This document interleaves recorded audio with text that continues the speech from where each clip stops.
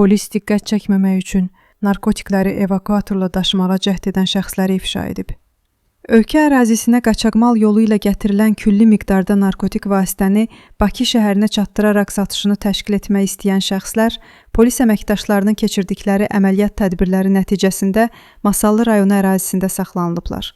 Araşdırmalarla müəyyən edilib ki, diqqət çəkməmək və ifşa olunmamaq məqsədi ilə narkokuryerlər 29 yaşlı Qadir Xandadaşlı və 27 yaşlı Esun Əzizli əvvəlcədən gizlədilmiş yerdən götürdükləri narkotikləri fərqli üsulla daşımağa cəhd ediblər.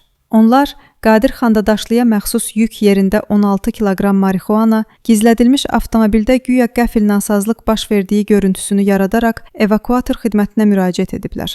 Lakin onların bu niyyəti Masallı rayon polis şöbəsinin əməkdaşları tərəfindən ifşa olunub və hər iki şəxs saxlanılıb. Faktla bağlı cinayət işi başlanılıb. Saxlanılan şəxslər barəsində məhkəmənin qərarı ilə həbs qətimkan tədbiri seçilib.